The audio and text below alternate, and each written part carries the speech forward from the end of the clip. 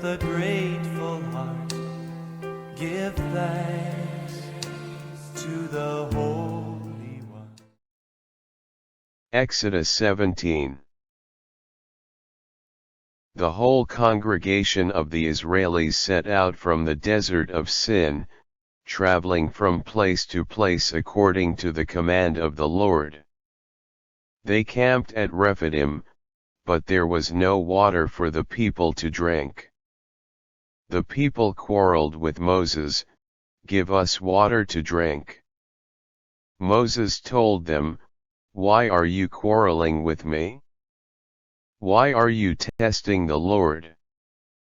But the people were thirsty there for water, so they complained against Moses, "Why did you bring us up from Egypt to kill us, our children, and our livestock with thirst?" So Moses cried out to the Lord, "What am I to do with these people? Just a little more and they'll stone me." Then the Lord told Moses, "Go over in front of the people and take some of the elders of Israel with you. Take in your hand the staff with which you struck the Nile, and go. I'll be standing there in front of you on the rock at Horeb. You are to strike the rock and water will come out of it, so the people can drink." Moses did this in front of the elders of Israel. He named the place Massah and Meribah, because the Israelis quarreled and tested the Lord by saying, "Is the Lord really among us or not?"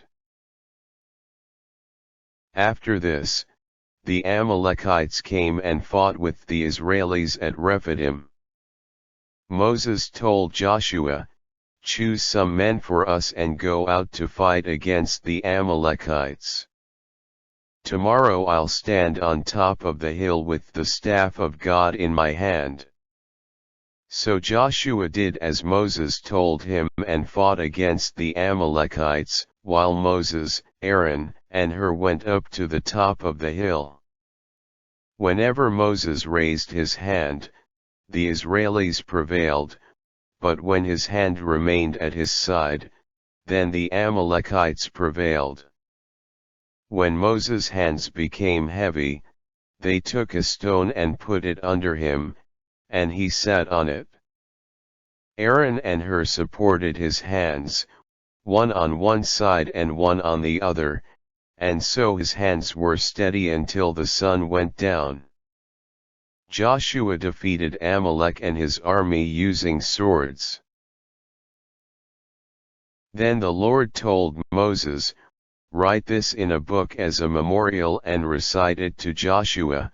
I'll certainly wipe out the memory of the Amalekites from under heaven." Moses built an altar and named it "The Lord is my banner." Because, he said, a fist has been raised in defiance against the throne of the Lord will wage war against Amalek from generation to generation. Give thanks with a grateful heart, give thanks to the Holy One. Exodus 18. Jethro, the priest of Midian, Moses' father-in-law, heard all that God had done for Moses and for his people Israel, and how the Lord had brought Israel out of Egypt. Now Jethro, Moses' father-in-law, had taken back Moses' wife Zipporah after she had been sent away, along with her 2 sons. The name of the one was Gershom, because he would say, "I was an alien in a foreign land," while the name of the other was Eliezer, because he would say, "My father's God helped me and delivered me from Pharaoh's sword." Moses' father-in-law Jethro, together with Moses' 2 sons and his wife, came to Moses in the desert where he was camped at the mountain of God. He told Moses, I, your father-in-law Jethro, am coming to you along with your wife and her 2 sons. When Moses went out to meet his father-in-law, he bowed low and kissed him, and they greeted one another. Then they went into the tent. Moses told his father-in-law all that the Lord had done to Pharaoh and to the Egyptians on Israel's behalf, all the hardships that they had encountered along the way, and how the Lord had delivered them. Jethro rejoiced over all the good that the Lord had done for Israel in delivering them from the hand of the Egyptians. Jethro said, "Blessed be the Lord, who delivered you from the hand of the Egyptians and from the hand of Pharaoh, and who delivered the people from the oppression of the Egyptians. Now I know that the Lord is greater than all other gods, because of what happened to the Egyptians when they acted arrogantly against Israel." Jethro, Moses' father-in-law, brought a burnt offering and sacrifices for God, and Aaron, and all the elders of Israel came to dine with Moses' father-in-law in the presence of God. The next day Moses sat down to judge the people, and the people stood around Moses from morning until evening. When Moses' father-in-law saw all that he was doing for the people, he said, "What is this that you are doing for the people? Why do you alone sit as judge, with all the people standing around you from morning until evening?" Moses told his father-in-law, "Because the people come to me to seek God's will. When they have a dispute, it comes to me and I decide between a person and his neighbor, and make known the statutes of God and his instructions." Moses' father-in-law told him, "What you are doing is not good. You will certainly wear yourself out, both you and these people who are with you, because the task is too heavy for you. You cannot do it by yourself. Now listen to me. I'll advise you, and may God be with you. You are to represent the people before God and bring the disputes to God. You are to teach them the statutes and instructions and make known to them the way they're to go and the things they're to do. You are to look for capable men among the people, men who fear God, men of integrity who hate dishonest gain. You are to set these men over them as officials over thousands, hundreds, fifties, and tens. They are to judge the people at all times. Let them bring every major matter to you, but let them judge every minor matter. It will lighten your burden, and they'll bear it with you. If you do this, and God so commands you, you will be able to stand the strain, and all these people will also go to their homes in peace." Moses listened to his father-in-law and did everything he said. Moses chose capable men from all Israel and appointed them as heads over the people, as officials over thousands, hundreds, fifties, and tens. They judged the people at all times. The difficult matters they brought to Moses, but every minor matter they judged. Moses sent his father-in-law on his way, and he went to his own land. Give thanks with a grateful heart. Give thanks to the Holy One. Exodus 19. On the third new moon after the Israelis went out of the land of Egypt, on that very day, they came to the desert of Sinai. They had set out from Rephidim and arrived at the desert of Sinai, where they camped in the desert. Israel camped there in front of the mountain. Then Moses went up to God, and the Lord called to him from the mountain, "This is what you are to say to the house of Jacob and declare to the sons of Israel, you saw what I did to the Egyptians, and how I carried you on eagle's wings and brought you to myself.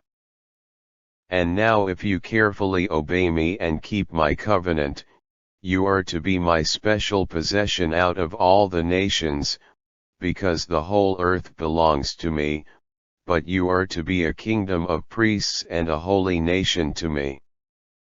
These are the words you are to declare to the Israelis." When Moses came, he summoned the elders of the people and told them everything that the Lord had commanded him. All the people answered together, "We'll do everything that the Lord has said." Then Moses reported all the words of the people back to the Lord. The Lord told Moses, "Look, I'm coming to you in a thick cloud, so that the people may listen when I speak with you and always believe you." Moses reported the words of the people to the Lord. The Lord told Moses, "Go to the people and consecrate them today and tomorrow. They must wash their clothes, and be ready for the third day, for on the third day the Lord will come down on Mount Sinai in the sight of all the people. You are to set boundaries for the people all around. Be very careful that you don't go up on the mountain or touch the side of it. Anyone who touches the mountain is certainly to be put to death.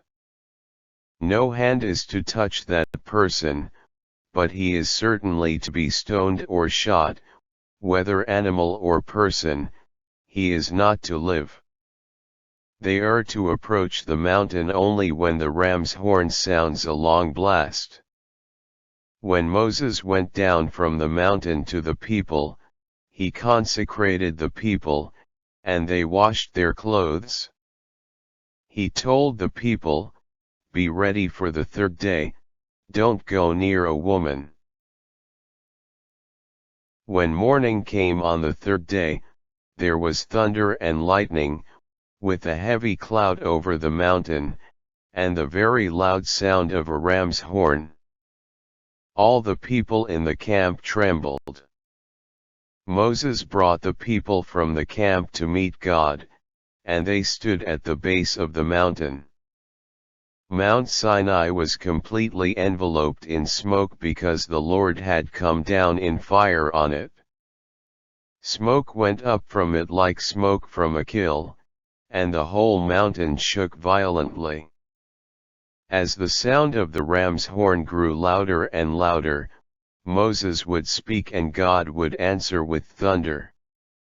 When the Lord came down on Mount Sinai to the top of the mountain, he summoned Moses to the top of the mountain, and Moses went up.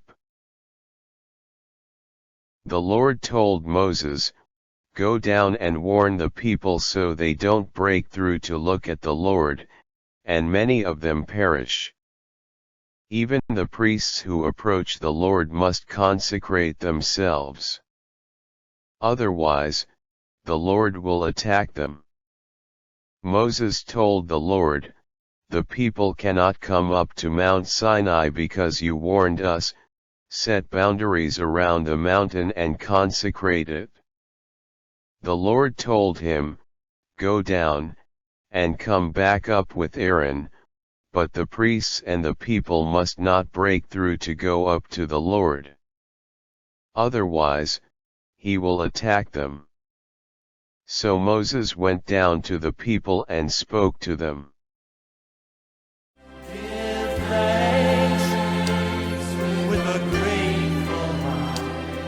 Give thanks to the Holy One.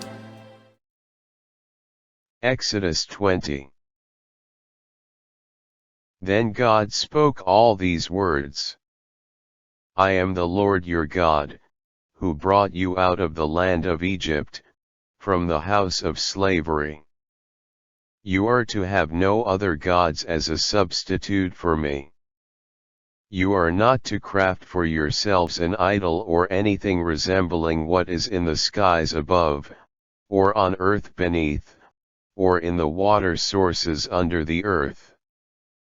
You are not to bow down to them in worship or serve them, because I, the Lord your God, am a jealous God, visiting the guilt of parents on children, to the third and fourth generation of those who hate me, but showing gracious love to the thousands of those who love me and keep my commandments.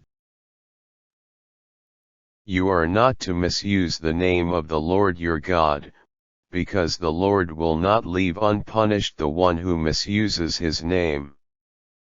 Remember the Sabbath day, maintaining its holiness. 6 days you are to labor and do all your work, but the seventh day is a Sabbath to the Lord your God. You are not to do any work, neither you, nor your son, nor your daughter, nor your male or female servant, nor your livestock, nor any foreigner who lives among you, because the Lord made the heavens, the earth, the sea, and everything that is in them in 6 days. Then he rested on the seventh day. Therefore, the Lord blessed the Sabbath day and made it holy. Honor your father and your mother, so that you may live long in the land that the Lord your God is giving you. You are not to commit murder. You are not to commit adultery. You are not to steal. You are not to give false testimony against your neighbor. You are not to desire your neighbor's house, nor your neighbor's wife, his male or female servant, his ox, his donkey, nor anything else that pertains to your neighbor. All the people experienced the thunder and lightning, the sound of the ram's horn, and the smoking mountain. And as the people experienced it, they trembled and stood at a distance. They told Moses, "You speak to us and we will listen, but don't let God speak with us, or we may die." Moses told the people, "Don't be afraid, for God has come to test you, so that you may fear him in order that you don't sin." Then the people stood at a distance, and Moses approached the thick cloud where God was. The Lord told Moses, "This is what you are to say to the Israelis, you have seen for yourselves that I spoke to you from heaven. You are not to make gods of silver alongside me, nor are you to make for yourselves gods of gold. You are to make an altar of earth for me, and you are to sacrifice on it your burnt offerings and peace offerings, your sheep, and your cattle. Everywhere I cause my name to be remembered, I'll come to you and bless you. If you make an altar of stone for me, you must not build it of cut stones, because if you strike it with your chisel, you will profane it. You are not to ascend to my altar on steps, so that your nakedness may not be exposed on it." Give thanks with a grateful heart. Give thanks to the Holy One.